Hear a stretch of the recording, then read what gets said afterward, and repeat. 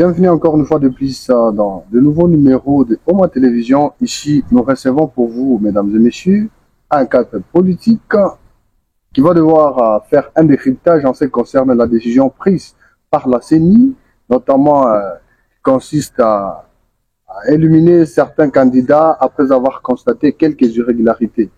Ainsi, nous le recevons déjà sur notre plateau. Honorable, bonjour. Bonjour, mon frère. Comment vous allez? Très bien, pas plus que vous. Comment vous présentez déjà? Moi, c'est Honorable Ilunga Kabana Robert, candidat à député au niveau national, aussi bien même provincial dans la ville de Colégie. C'est déjà le numéro combien? Au niveau national, c'était le numéro 131, et provincial numéro 254, dans les regroupements AV, dirigé par Kalala José.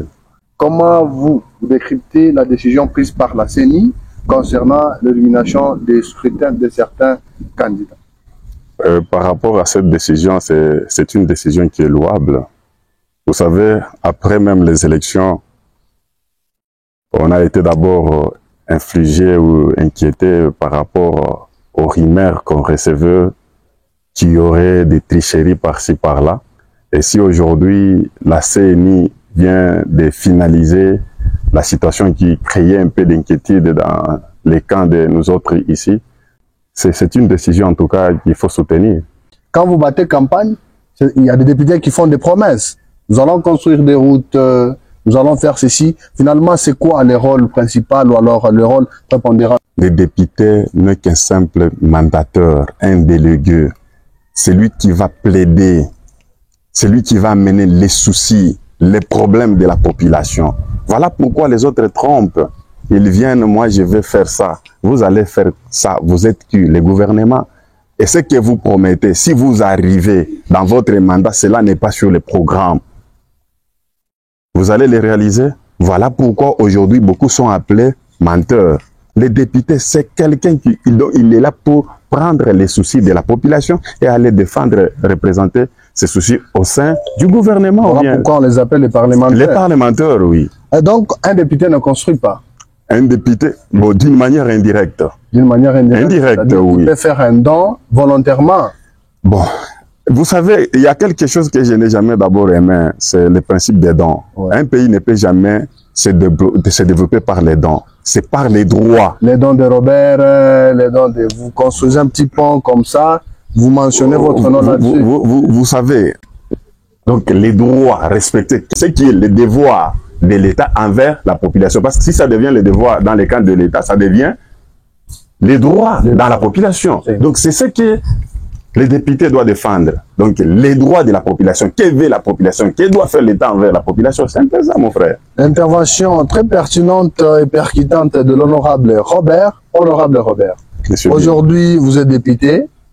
Nous espérons que vous allez sortir vainqueur dans cette bataille des titans. Ainsi, quel est le conseil que vous pouvez attribuer à ces députés qui, après avoir été élus, ils partent à l'hémicycle pour représenter le peuple et du coup, ils se retrouvent en train de prendre de malade de l'exécutif.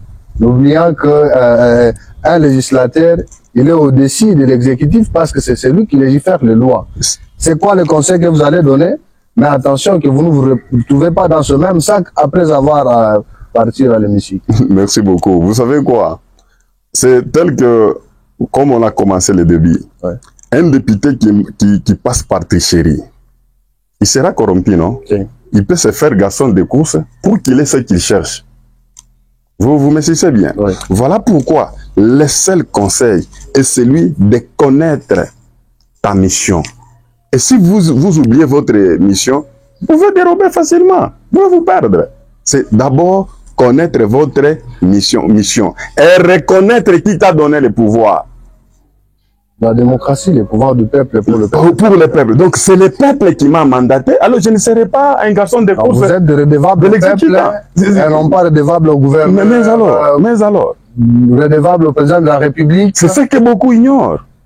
C'est ce que beaucoup ignorent. Et votre mot de la fin, honorable Robert? Notre mot de la fin, c'est juste de demander à la population d'être très patient et de faire confiance à la CENI. Faire confiance à la CENI.